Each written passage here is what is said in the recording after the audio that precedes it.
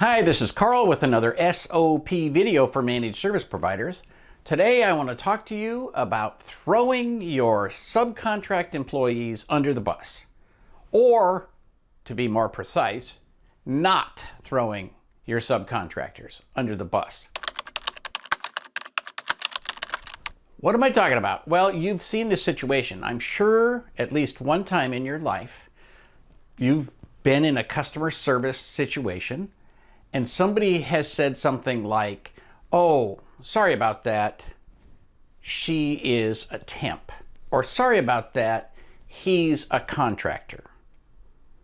Even worse is the reverse of that, where somebody says, "Oh, sorry, there's nothing I do about it. I don't actually work here, I'm a contractor." You have to realize that if somebody is in your office or in representing your business in any way, online, on Zoom, in person, they are your company as far as your clients are concerned. So you can never say, "Oh, sorry, they don't really work for us." They do work for you, and they absolutely represent your company. If you've got somebody in the front office or you've got somebody in a booth, they represent your company. If you have a subcontractor go to a client's office and do work, they represent your company. They may not have your logoed shirt, but they are there on your behalf, and they must represent your brand. In fact, the reality is they will represent your brand, whether you want them to or not. Think about yourself in this situation. You go to the airline counter, you have a bad interaction, and it ends with that person saying, "I don't really work for the airline, I'm a contractor." Do you care? Does that make anything better at all? No, it does not. So when your company has an interaction that doesn't go exactly the way you want it to go, the client should never know that somebody is a temp or somebody is a contractor. That's not actually relevant to the customer. They're not going to say, "Oh, okay, I'm going to hold you to a different standard." The reality is, when you put somebody out there interacting with your clients, they absolutely represent you and they represent your company. Period. There is no way around that.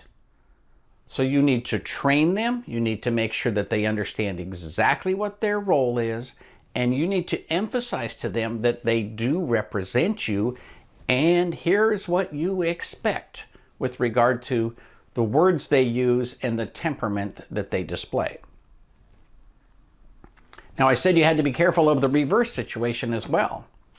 Nobody wants an employee or a subcontractor to say, "It's not my fault, the company's policy is this," or even worse, "I don't actually work for this company, so, sorry, there's nothing I can do for you," or "That's just the company policy." Again, when it comes to customer service, nobody ever wants to hear that, especially from somebody who says, "I don't actually work here."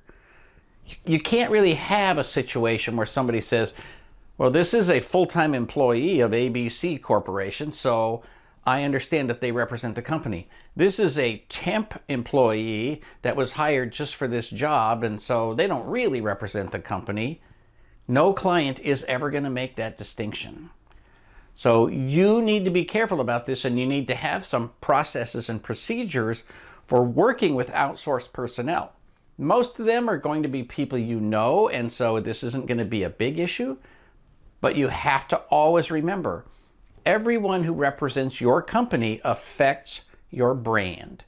So be hyper aware of that and do have some policies in place. If you've never done it before, start now. That way you don't have to start a policy from scratch on the day you actually hire a temp. For Small Biz Thoughts, this is Carl Polachuk wishing you the best of luck in your managed service business.